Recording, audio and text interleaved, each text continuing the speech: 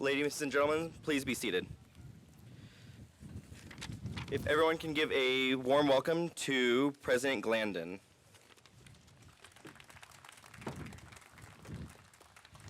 Thank you very much. We appreciate you coming out today.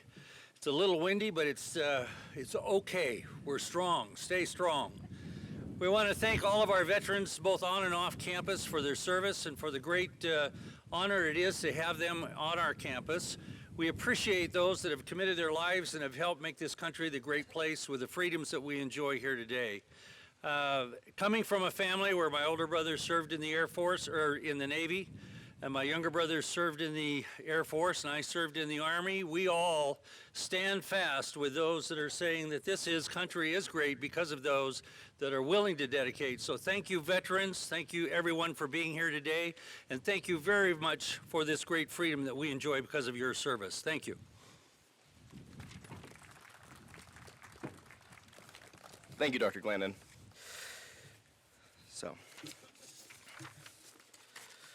On this day, we celebrate our brothers and sisters at arms, both past and present, as well as their families and the sacrifices they have made. It is this day for us to show reverence and to remember those who have come before us and took up the mantle to protect this country. Those who serve make an agreement that states they are willing to make a sacrifice that is up to and including their own life.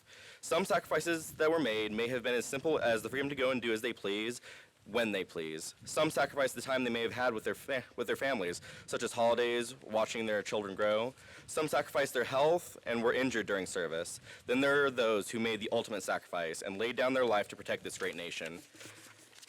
Any person who is willing to sign a contract that would include such an agreement shows both strength and bravery that is seldom seen in people today. Such things are required to stand against those who would threaten the freedom of our nation.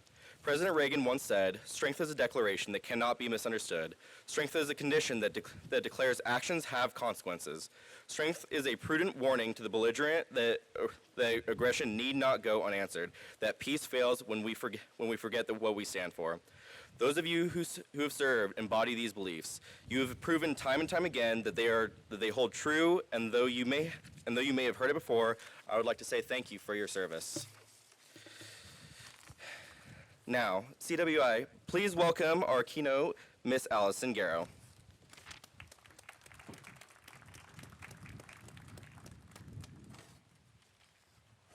Oh, goodness. Thank you. Thank you so much for having me here today. I didn't really know what to expect, so I'm excited to see so many faces that new and a few familiar ones. I am incredibly honored to be here today amongst all of you who have not only answered the call to serve, but have also taken a huge step, if we have any veteran students, taken a huge step towards reaching your education goals. I'm glad that we could share some time together to honor veterans who have served both past and present. Some of you might know, and I don't like to talk about it, so it'll be quick. Some of you might know there's a bit of a stigma surrounding student veterans, and that can come from a number of areas. A lot of it has to do with data collected by the Department of Education, and that's whether they're in trade programs, certificate, or degree seeking. Some of these unique challenges that veterans face can cause them to have a higher non-completion rate and lower retention rates. So again, not so great to hear. But let's think about a veteran student. They're likely older, have more life experience, they may have a family to take care of, or any number of challenges that face them and make them set apart from their independent peers. That data that I mentioned though, data isn't always the most accurate representation of a population. And going by Department of Education data alone, I probably could have been in that negative image of a veteran student myself. It took me about 3 years to complete my associate degree. I did that while in service. After that, I took a few classes toward my bachelor's here and there.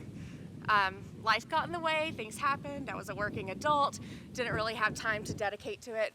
So it took me about 7 years to finish my bachelor's after my master's, and then 4 years later I would have graduated with my master's. So 14 years or so, yeah, it's okay. 14 years or so I was in post-secondary education, but I finished, and I'm standing here with my master's today with no student debt, which is great. But that does mean I fall in that negative statistic that says veterans struggle going to college and take longer to complete their education. And my experience could have been any veteran student's experience. And you know what? Over the past decade and a half-ish, I've grown so much. I've grown personally, I've grown professionally, and climbed within the ranks of every career area, and it's because of that education. And I think, honestly, because of the time spent in education that got me there, and the ability to use that education towards my career path. And so now, again, standing here with a master's degree from that airman that joined the military to avoid college, working in higher education. Maybe a little bit ironic. And then I don't want to keep on forcing statistics on you or numbers from other surveys, but there are a couple that I do want to kind of point out. There's a nonprofit organization called Veterans Education Success, and they do research and advocacy for the military community. And they found that the Department of Education's BPS data may have slightly overstated, and by slightly I mean a lot, overstated the non-completion rates, because veteran students do have the propensity to spread education over a longer time frame. But they show that they do return to school. So in a study done from 2011 to 2014, out of those that were enrolled in 2011 and reassessed in 2014, 28% of student veterans had earned their certificate or degree program. 51% were still enrolled, and that's nonprofit, for-profit state education. Their independent civilian counterparts, 23% had earned their certificate or degree, so kind of spot on with veterans, right? But only 36% were still enrolled compared to 51% of veterans. So to me, those percentages mean that students from the military community show more perseverance than their civilian peers. And while it might take some of us, like myself, several years to complete, we'll go with several, again, students from the military community show more perseverance than their civilian peers. And those skills that were honed during service, like discipline, organization, time management, student veterans makes them ahead of the curve for success, regardless of their education endeavor. And much like the early days in the military, it's a new environment. Veterans will face unique challenges, but if they persevere, they will be successful. And again, if we have any student veterans here, I want to specifically address you. Be conscious of this new environment and acknowledge the challenges you may experience. Don't be afraid to ask for help. Lean on your personal support system, your family, your friends, those people that are always rooting for you. And if you don't have someone rooting for you, talk to me afterwards. I will root for you. We're also really lucky to live in the state of Idaho. We have a great community support system, organizations like Mission 43 that'll assist you in employment, networking, growing your personal support system. Others like Team RWB, Team Rubicon, the mission continues, and that's just to name a few.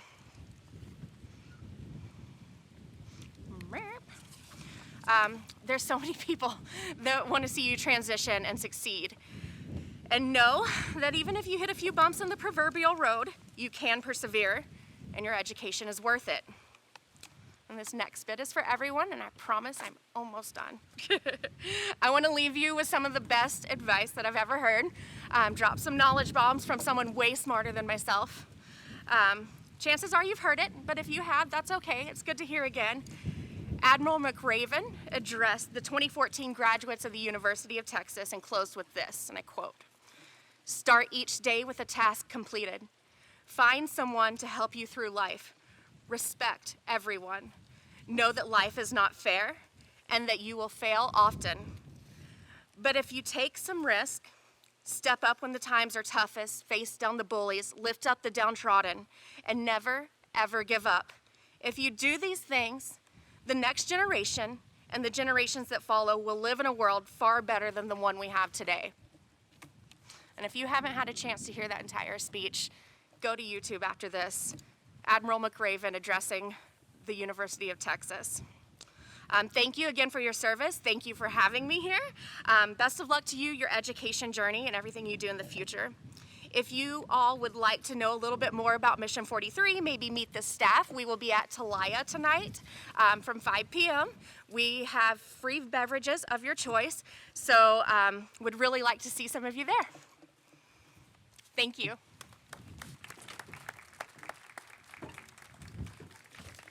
Thank you, Ms. Garrow, for those inspiring words.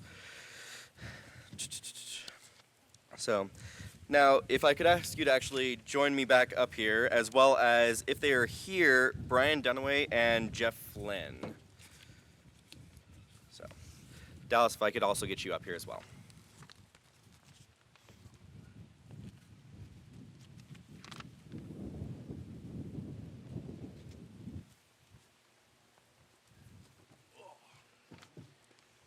So not to bore you, but I'm going to give a brief history lesson on the military challenge coin so that it makes sense when I hand one out. Because otherwise, when I stick my hand in my pocket and do a really awkward handshake, you don't know what's going on. So the original military challenge coin is based off Roman coins that were struck by commanders when they were successful on the field of battle. That became the modern military medal and has digressed to be the challenge coin once again. So, thank you.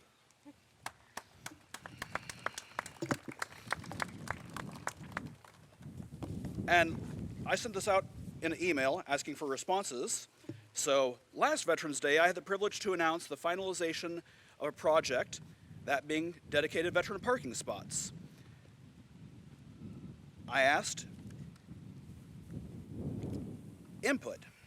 If you have been utilizing these parking spots and they have made a positive impact on your college experience, please let me know. A response that I got back, and this is why the little things matter. This was a wonderful idea, and I utilize these parking spots as much as possible.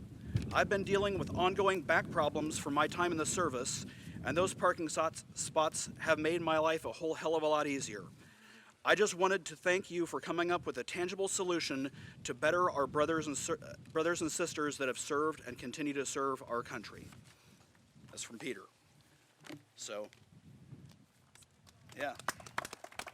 Keep the ideas coming. And we're going to present some beat up flags. They're retired, but they've served a great purpose.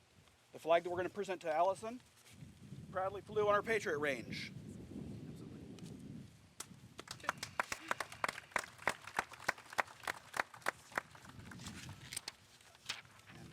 Thank you. Actually, I'll trade you. Trade me. Yeah. I think that's it. Okay. So, Are we photo mopping? yep. Oh yes, this is a really cool coin. So no matter what, if you are current serving, past service, these coins mean a lot. So to be able to get one of these, that's awesome.